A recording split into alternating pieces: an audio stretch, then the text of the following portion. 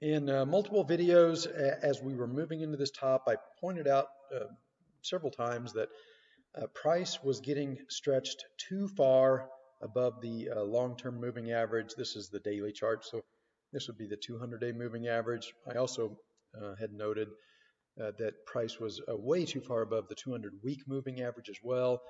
That, along with the fact that the intermediate cycle had right translated to an extreme degree, that was the setup for a market crash, um, and that's what we got. And now we've got the exact opposite situation. Price is stretched way, way too far below the 200-day moving average. Um, so now this can go one of two ways here, and I don't really have a good feel as to which it would be. I think most people are expecting we're going to retest these lows here soon, and then before we get a sustained rally, that may very well happen. It's also possible that we could just get a V-shaped bounce. This will probably depend on whether or not countries start to implement the drug cocktail, the hydroxychloroquine, Z-Pak. Zinc seems to be producing some significant results. My feeling is that countries everywhere, and China and South Korea have used this, and it's one of the reasons that um, they were not impacted quite as hard or got over it quicker.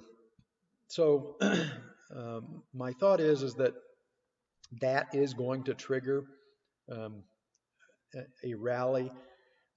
We've got the employment report coming Friday, so there is definitely, the possibility that the market could start to get nervous and trade down into that employment report. And then my feeling is, since this occurred on day 35, that the odds are better that we don't undercut this if we do have to come back down and retest this, maybe Friday or by Friday or Monday.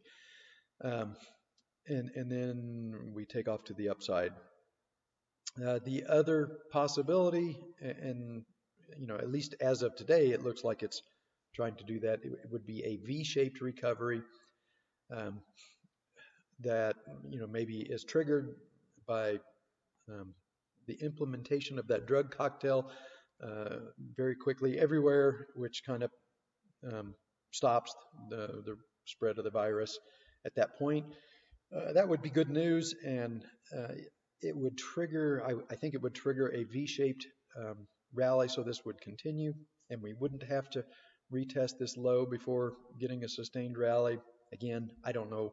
I don't have a good feel which one it's going to be, but I do think that this intermediate cycle is probably going to test the 200-day moving average.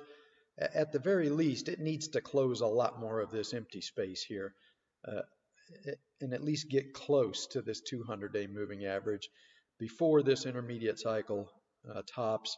And then I do think we have to come back down and retest these lows. Maybe we break below them, make a lower low, maybe not. I'll just have to make that call when we get into the timing band for that in June or July. Um, as I noted before, this intermediate cycle had 5 daily cycles embedded within it. The next one should probably only have 2. So we should get our first daily cycle should be an advancing cycle. That could bring us either up to close to the 200-day, and then the second daily cycle maybe tags it or gets closer to it. And then we start to roll over and come back down as the economic damage from the global economy grinding to a sudden stop starts to outweigh the good news that the virus is on the decline. So that's my game plan at this point. I definitely think somewhere here in June or maybe even July, we're going to be testing these lows again. Maybe an undercut, maybe not. Have to make that call when we get in the timing band and we see where we are in the cycle timing bands. Um, as to whether or not we have to retest this maybe this week or early next week before we get a sustained move, I'm up in the air. I guess maybe we'll have a better idea maybe tomorrow. If we start to sell off again tomorrow, then the odds increase significantly that we're going to come back down, retest this low, and then we start our bounce and close some of this space here between price and the 200-day moving average.